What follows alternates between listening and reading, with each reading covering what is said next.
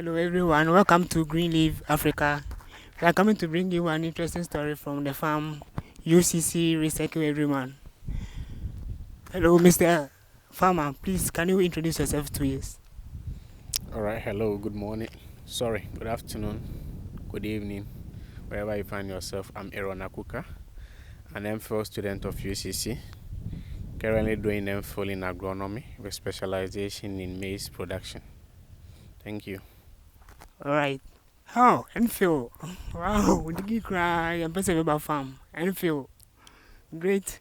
So please can you just teach us how to do all these things? We can see different kind of plant here, from carrot to lettuce to cabbage and the others. So we want you to introduce, we want you to teach us like carrot 101. Do it for us. All right, so ideally, I do many crops here.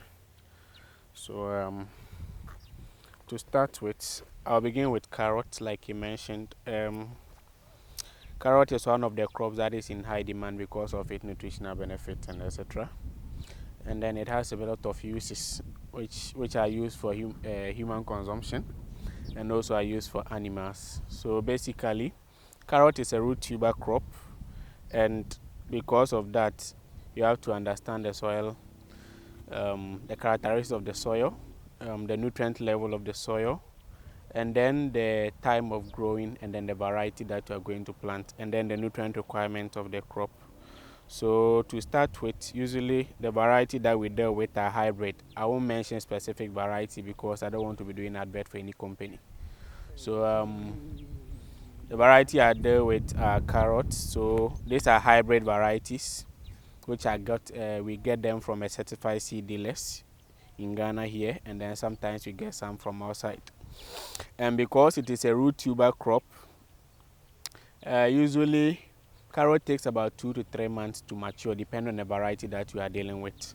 And then the sowing, usually it's advisable to do them in drills, so that when they start germination, you do thinner. That means that when they grow at the initial stage from week 1 to about...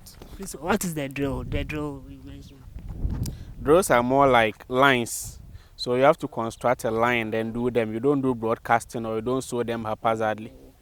Because sometimes the reason why we advise for drills is when they germinate, you can differentiate between the seed and then that of weeds, so that you can easily manage them. And then also when we are working in them, it's easy to work in them as compared to the ones that you are going to do broadcasting. So it's more advisable to work with the drills approach than to use the broadcasting ones. And also when you do the broadcasting, you are able to when you do the drills, you're able to space them well, so that you get the tuber sizes that you would need at the end of the maturity period. So like I mentioned earlier, you need fertilizer, or you have to get something to fertilize. So either you are going to go by organic, or you are going to go for synthetic one. So the organic, you can use compost manure, compost tea, and then that of any plant extracts that is used as a source of fertilizer.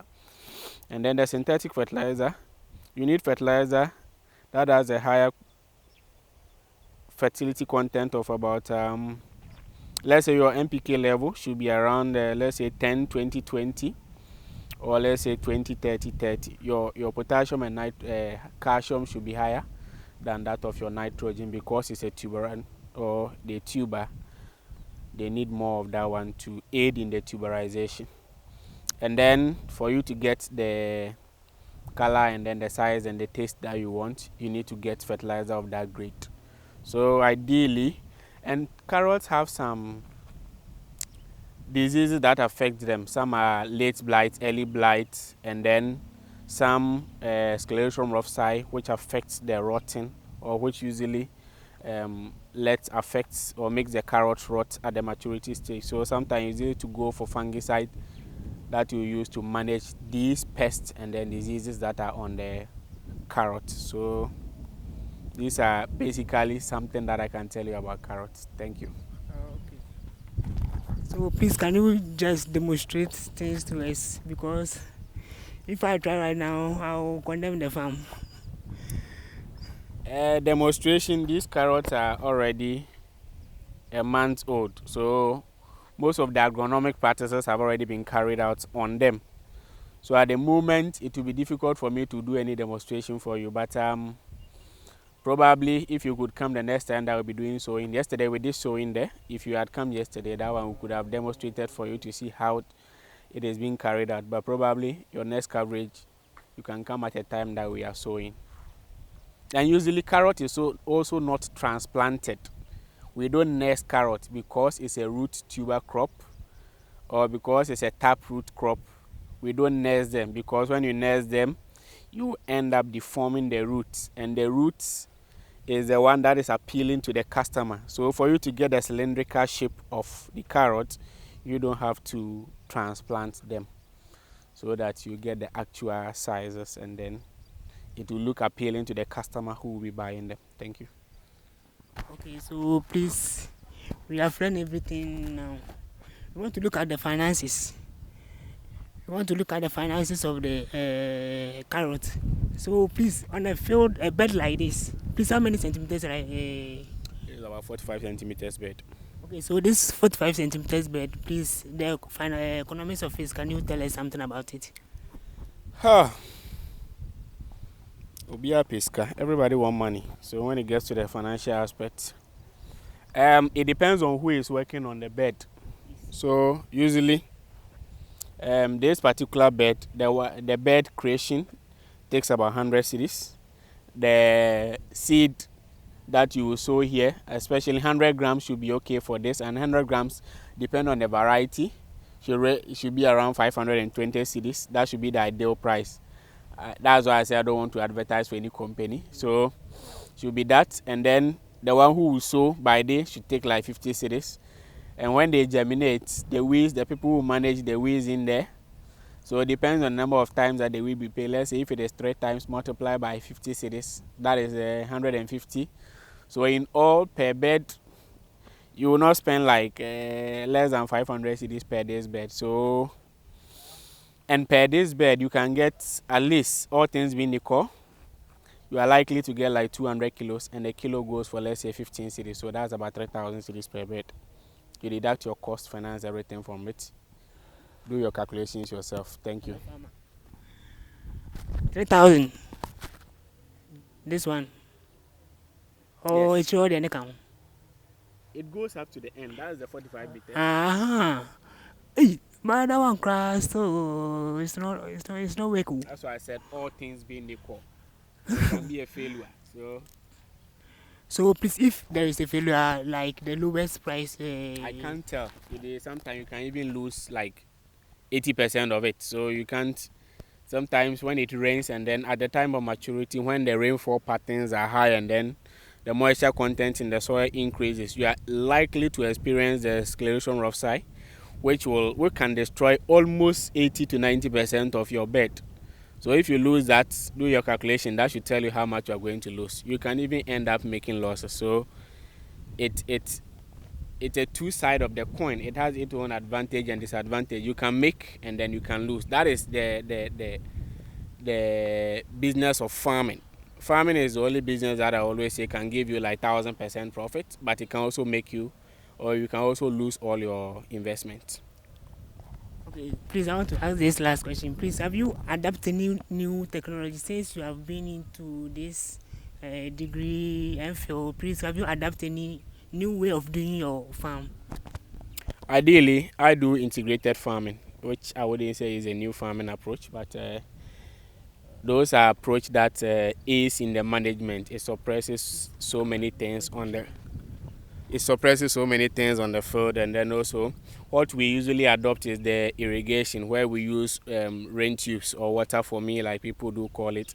And another approach we do is we use climate smart approach, whereby we study the weather patterns by using apps that gives you the weather rainfall predictions and then the patterns that are going to come. And then we also follow some apps that gives you predominant diseases that comes within a certain period, and then pests that comes within a certain period. So those are some few technologies that I would say we have adopted to aid in our production, but not necessarily putting in a new thing that is running on the farm. Like the saying goes, there is nothing new under the sun. You just learn what people are doing and then you try to copy or adopt it on your field to help you. If it goes well, fine. If it doesn't go well, you learn from that approach, because they say mistakes are lessons. So you learn from those mistakes. So those are what we are doing. Then from the your adaptations, then you can give like here you can get like 99% certainty of getting your crops. 99%. Usually I don't do 99, I do 50-50. So if it's 50-50, like I gave you the calculation, if I lose my investments, I won't lose all of them. At least I'll make some profit, but just that the profit margins wouldn't be as expected. So usually in farming, you shouldn't raise your expectation high. You should do your risk factors and everything so that when you are losing, it wouldn't affect you much. And you should always do high quality seed, that at the end of the day you get enough yield from those qualities, because even when there is a loss, you have to make sure that at least you are getting back your investment so that you can reinvest back and make that money. And also study the terrain. At the time that everybody is doing it, you change your crop, do crops that people are not doing. Those should also be a factors when it comes to the farming. So always study the market, study the terrain, study the climatic conditions, and then study the market very well before you start your production. Yeah, thank you. All right, thank you, Mr. Aaron, for giving us all these tips and advice. Probably tomorrow I'm also starting my farm because I'm starting. From here to there, 3,000, 3 months. If I do like 15 minuscule area. All right, thank you viewers for watching and engaging yourself in this video. Please don't forget to like, subscribe and share.